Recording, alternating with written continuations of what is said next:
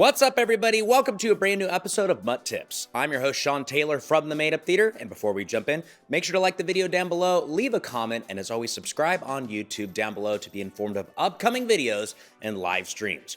Ring that bell.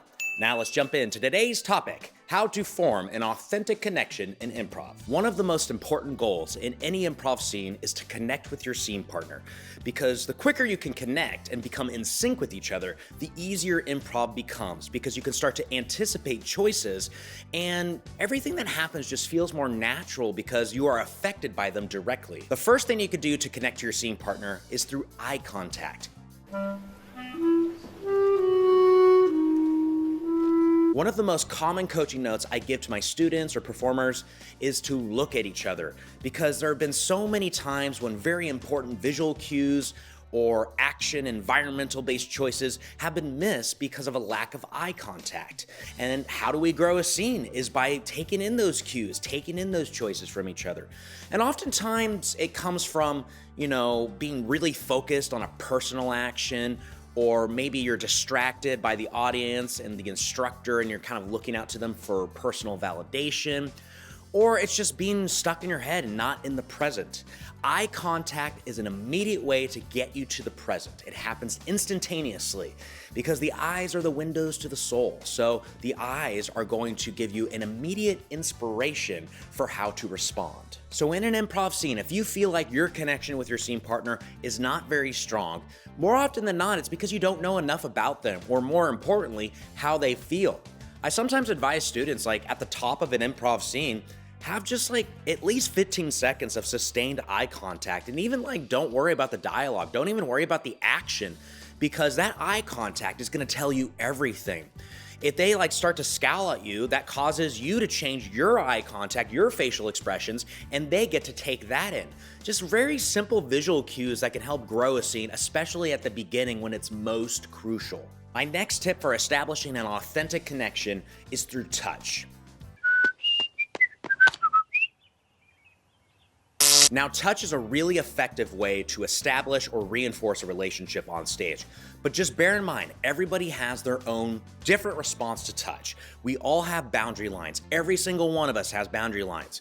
I have boundary lines too. So in a scene, if somebody tried to come up and really try to kiss me or something, I would have a boundary line. I probably wouldn't like that, especially if I don't know them very well. Other people who I know really well, I would be okay with it because we have a relationship off the stage, a strong relationship, and we've even talked about it before.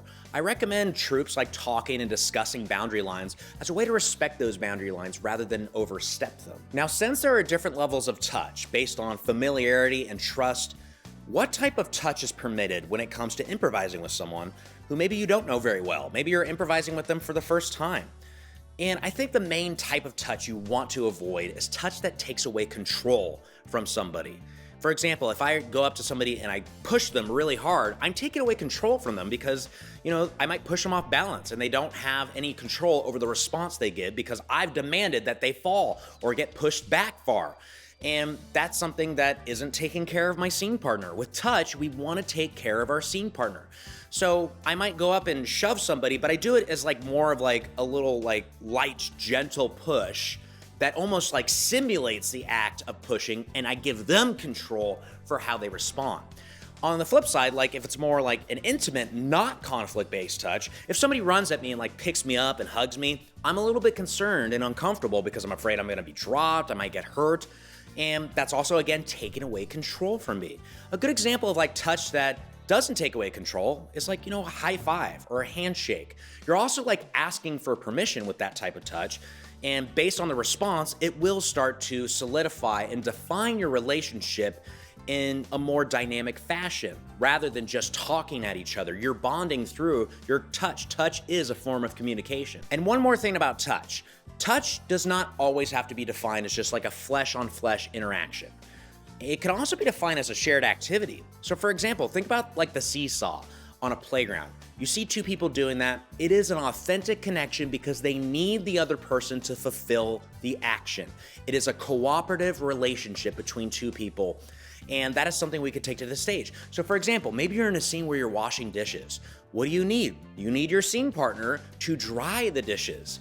That is gonna start to bond you together through an action that isn't just a physical, again, flesh on flesh touch. You're bonding through your environment, and that is a great way to connect with each other. And my last tip about forming an authentic connection with your scene partner is to react emotionally. Found it, Chief. Because to be connected to your scene partner means to be truly affected by their choices. And in improv scenes, we always want to rush to the dialogue, get the words out before we get the feeling out. And I always recommend at the top of an improv scene, especially, when somebody throws out the first line, before you react to it with words, react to it with your emotions. So if somebody comes on stage and says, hey, rent's due, where's the money? I might start first with a feeling. So maybe they say that to me and I'm like, notice I'm not saying words. I'm just like, using my face, using my body, and using my sounds that are not dialogue based. And then it leads into the dialogue. Like, I'm sorry, I lost the money on a bet. And then that it has more context. I said that phrase because I started with the feeling. And on the flip side, I could do like a more positive response. They say, where's the money for rent? And I go, So more playful, and that might lead into the line of like, I thought you'd never ask. I hid it in the house. I've left various clues around to find it. And then that's a different type of response that was again inspired by my emoting-based choice. Emote more, make sounds. Don't always worry about the words. Like, the sounds oftentimes will show everything rather than you telling us everything. And that concludes this episode of MUT Tips, everybody. Thank you so much for checking it out. I really appreciate it. One more time, make sure to like, comment, and subscribe. And I will see you next time for another episode of MUT Tips. Bye.